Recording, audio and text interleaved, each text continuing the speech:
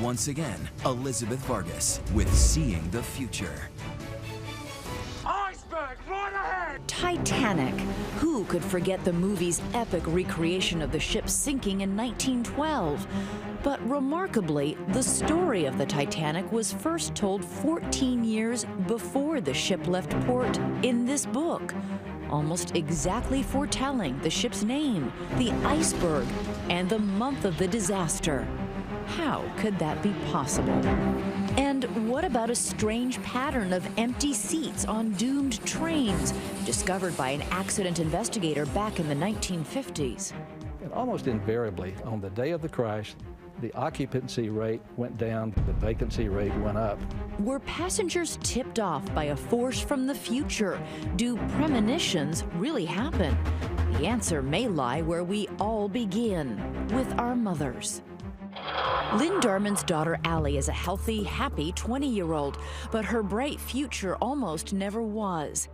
Something Lynn sensed while Allie was still in her womb. And when did you start having a feeling something might be wrong with the baby? Probably end of my second trimester. But when Allie was born and she looked to be this beautiful, healthy baby, at that point, did you feel at all relieved? I remember holding her and having that feeling that something was really wrong with her. Just a feeling that something was not right. Did you say anything at that point to your doctor? Oh yeah, I did. Lynn did more than just tell her doctor. Sensing the clock was ticking on her daughter's life, she risked being ridiculed as an hysteric and rushed Allie to the emergency room 3 times. They checked her out and they said, she's fine, here are your discharge papers. And I refused to sign them. At that point, they're starting to think we have a mom with postpartum depression. Yes. Before the psychiatrist could arrive, infectious disease specialist Dr. Bishara Frisch stepped in. She was clearly concerned that there was something serious going on that nobody had been able to yet identify. Lynn told Dr. Frisch she had more than just an ambiguous concern. She pinpointed a problem in Allie's abdomen. How did you know that? It just came to me like that. Lynn had nailed it. Allie had a rare, undetected infection outside her small intestine. It was caught just in time. She ended up being in the operating room within, really 2-3 hours of the encounter. They told you that, in fact, if she hadn't had that surgery, she could have died. Yes, she could have. I mean, I wouldn't be here if it wasn't for that. It's a compelling story, but is it really possible that Lynn was experiencing something beyond everyday motherly instinct? Dr. Larry Dawsey thinks so. If you look at premonitions, in the literature, the most common is that of a mother for something happening to her baby. Dawsey, who wrote a book called The Power of Premonitions, says they often come to us in our dreams, but they're by no means ordinary dreams. One woman said, the premonition dreams that turn out to be true are lit up from the inside.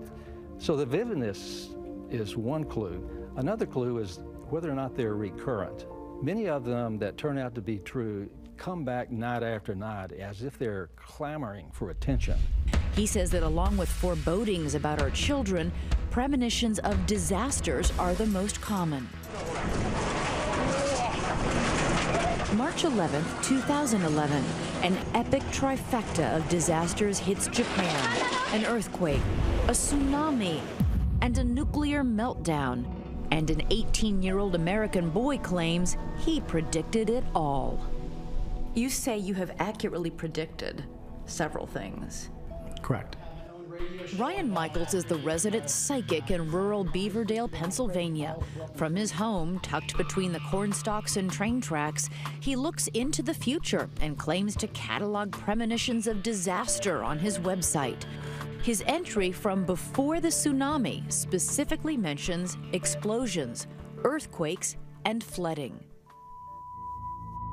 I closed my eyes and I pinpointed where I felt drawn to, the ocean near Japan. And I saw 2 explosions. Felt shaking, which resembles earthquake, and this would cause some type of flooding or tsunami. And when did you get this premonition? About 9 months before it happened, I believe. Is that disturbing to you, to have a premonition about a natural disaster like that? I write what I see. But author and skeptic Matt Hudson doesn't buy it. So what's happening to people when they feel like they're having a premonition? The most likely scenario is people just feel anxious about something. And so it's easy to feel that, oh, maybe I have anxiety for a reason. Maybe I'm sensing the future. And then looking back at an experience and labeling a thought as an example of precognition or a premonition, that is mostly because of our tendency to see patterns in the world.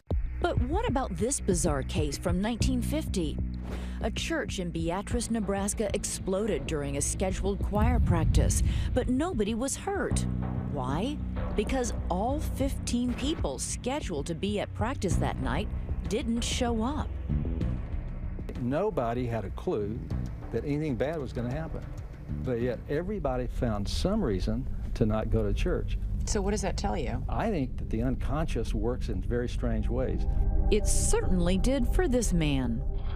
Barrett Naylor is a Wall Street executive, a brass tacks kind of guy with no interest in the paranormal. I never made the needle move on the Ouija board. But Naylor cannot explain two life-changing moments he could not ignore. Each occurred as he stepped off his commuter train after an hour-long ride into Grand Central Station, heading into work. The first time was on the morning of the 1993 World Trade Center bombing. It was a feeling I don't belong here today. I just simply turned around, got on the train, sat down, and went home. The second time was on 9/11. It's not a physical feeling, I can't even describe it. Dread? It wasn't dread, it was, I got in there, a feeling came across me that it was not a day to be in the city.